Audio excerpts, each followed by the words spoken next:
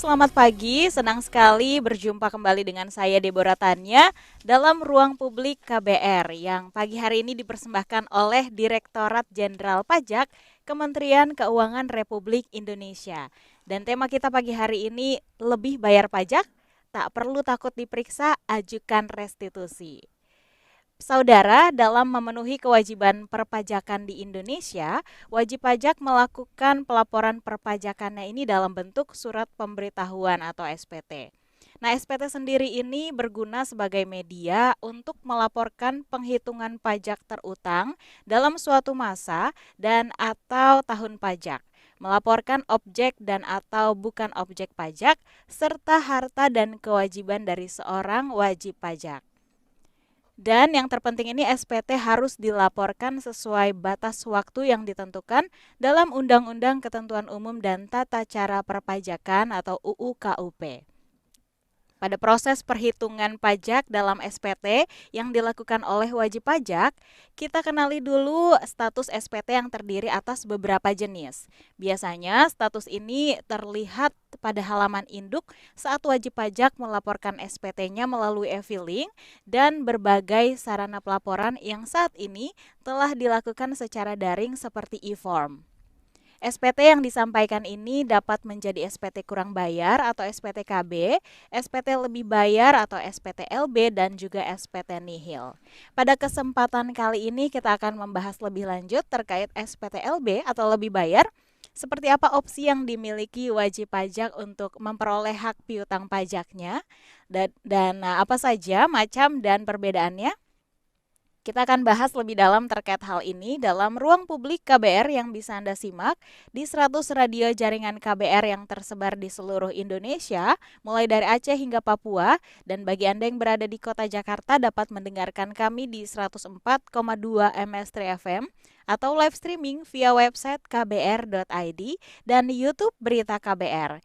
Kami juga mengundang Anda yang ingin berinteraksi secara langsung melalui nomor bebas pulsa di 0800 245 7893 atau WhatsApp 0812 118 8181, dan juga Anda dapat menggunakan live chat di YouTube kami Berita KBR serta bisa mention juga ke Instagram @kbr.id.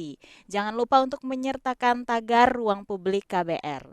Baik saudara, pagi hari ini senang sekali sudah bersama Deborah, ada Bang Rian Ramdhani selaku fungsional penyuluh pajak ahli muda KPDJP. Selamat pagi Bang Rian. Selamat pagi Deborah, apa kabar?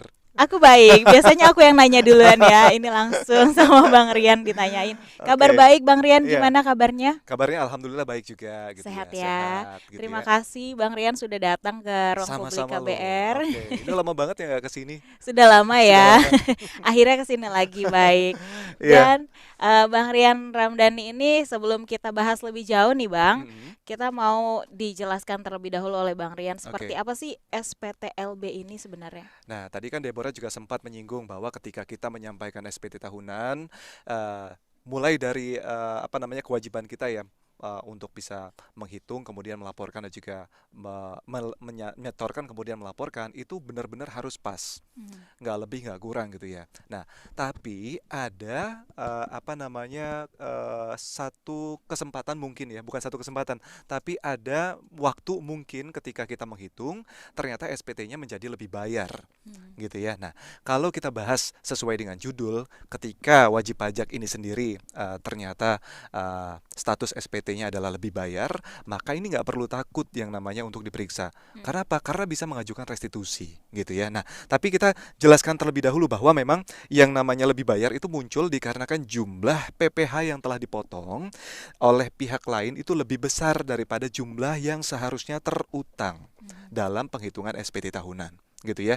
Jadi kalau misalnya kita kasih contohnya nih, misalnya setiap bulan ada orang pribadi membayar pajak katakanlah 1 juta rupiah gitu ya. Jadi kalau misalnya 12 bulan berarti 12 juta. 12 juta. Sementara dalam perhitungan 1 tahun, ketika sudah penghasilannya sudah dikurangi dengan penghasilan tidak kena pajak, kemudian juga tanggungannya gitu ya, kemudian dapat pajak yang terutang hanya 9 juta, maka gitu ya, dari 12 juta ada kelebihan gitu yang telah dibayarkan di bulan-bulan sebelumnya. Itulah yang dimintakan kembaliannya.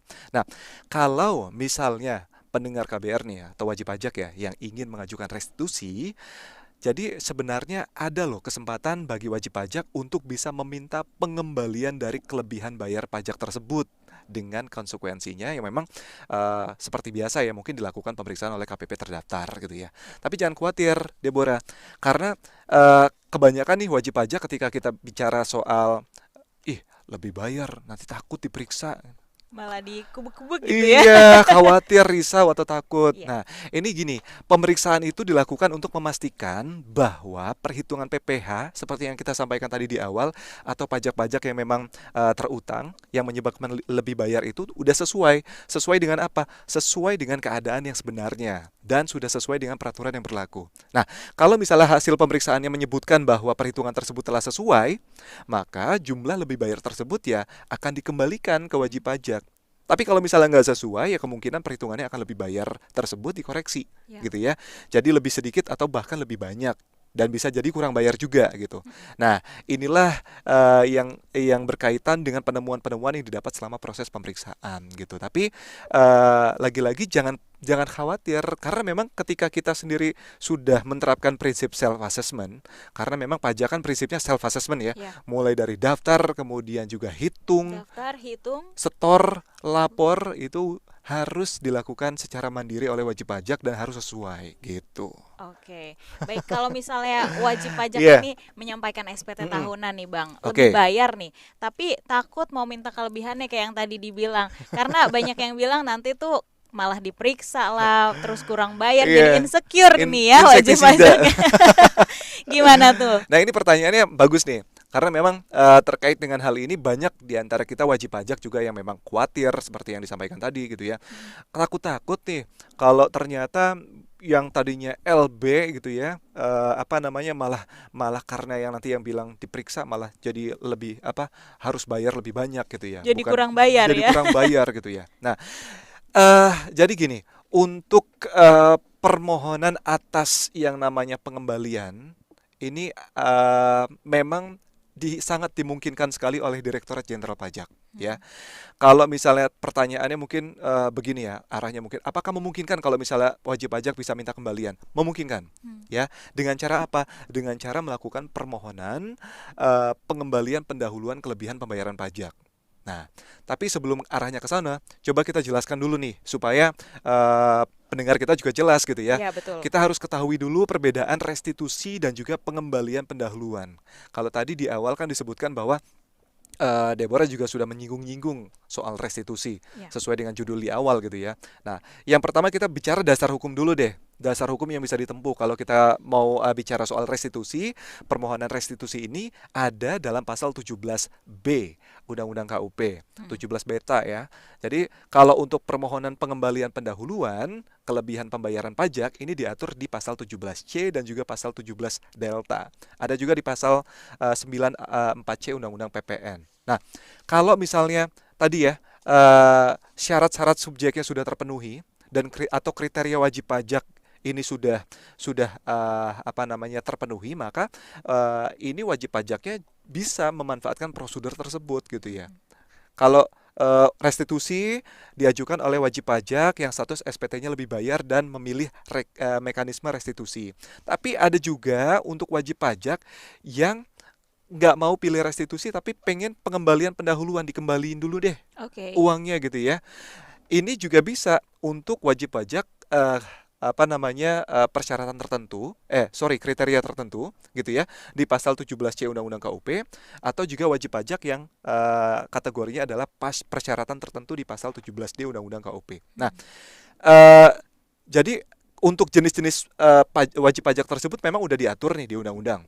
Oke. Di Undang-Undang KUP ya. Nah, tapi yang jelas ketika ada subjek yang atau yang telah memenuhi kemudian syarat objeknya juga terpenuhi atau nominal lebih bayarnya juga sudah ada, ya dimintakan saja gitu ya. Karena memang untuk restitusi ini terutama pengembalian pendahuluan yang atas kelebihan pembayaran pajak ya, ini tidak ada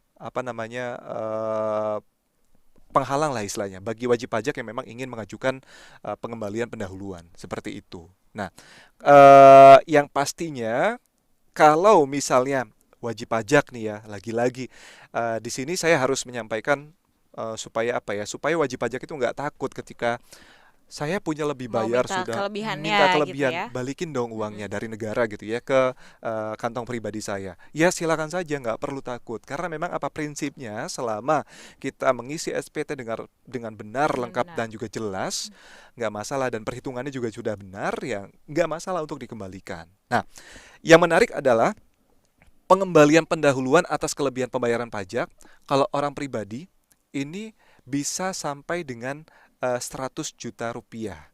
Kalau untuk orang Maksimum pribadi ya maksimum. pengembaliannya. Nah, ini lebih cepat gitu loh daripada yang restitusi biasa gitu. Nah, kalau untuk badan itu paling besar adalah 1 miliar dan untuk PPN paling besar adalah 5 miliar. Seperti itu. Oke, Uh, nah kalau misalnya kita mm-mm. ngomongin jangka waktunya nih Mas, Oke. Bang Rian, kalau yang dibutuhkan tuh jangka waktunya berapa lama sih supaya uangnya itu kembali ke si wajib pajak? Nah, jadi kalau misalnya kita bicara soal pengembalian pendahuluan yang tadi si wajib pajak ada lebih bayar ya, yuk Hmm, balikin dong duitnya gitu ya. Gampangnya ya, gampangnya ngomong gitu ya. iya, Ayo negara kembalikan dong uangnya gitu. Lewat apa permohonan pengembalian pendahuluan gitu ya. Ini jangka waktunya justru lebih cepat pengembalian pendahuluan daripada lewat pemeriksaan. Ya, kalau pengembalian pendahuluan itu apa namanya jangka waktunya adalah 15 hari. Apalagi sudah ada Per 05 loh yang baru terbit di bulan Mei 2023. Artinya apa? Sebenarnya permohonan pengembalian pendahuluan atas kelebihan pembayaran pajak ini memang sudah ada diakomodir oleh Direktorat Jenderal Pajak dari mhm, dulu gitu ya, gitu.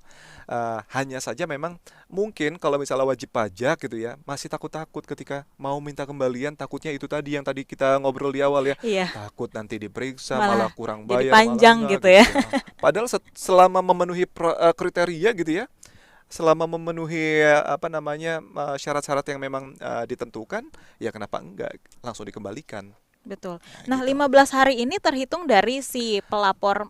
Oke, permohonan diterima secara lengkap Oke, gitu. harus komplit dulu Harus ya. komplit gitu ya. Pun kalau misalnya nanti tidak komplit gitu ya, nanti akan ada permintaan kelengkapan dari kantor pajak terdaftar gitu. Jadi ya jangan khawatir gitu loh.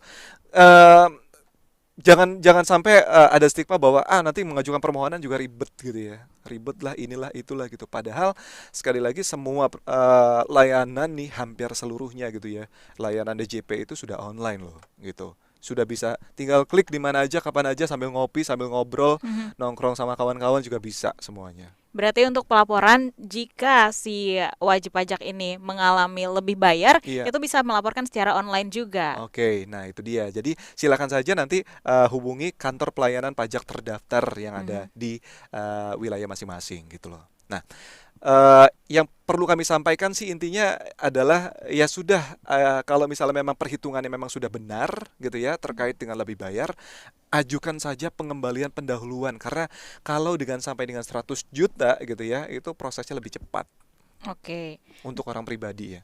Nah, tadi kan kita sudah membahas tentang Mm-mm. yang lebih bayar. Oke. Kita mau tahu sedikit nih Ah, tentang wajib pajak yang kurang bayar, Bang kurang Rian. bayar ya. Mekanisme pembayarannya seperti apa untuk Nah, mereka? jadi tadi di awal kita sempat bicara mengenai SPT lebih bayar, status SPT, sorry ya. Ya, Status SPT itu kan ketika kita menghitung ada yang lebih bayar, lebih kemudian bayar, juga ada yang kurang kurang bayar, bahkan ada bayar, yang nihil nihil. gitu ya. Biasanya kalau nihil ini ditemukan ke wajib pajak yang memang bekerja pada satu pemberi kerja atau yang sudah dipotong apa namanya gajinya gitu ya. Mhm. Jadi sudah diurusin oleh kantor, jadi laporannya nihil gitu ya.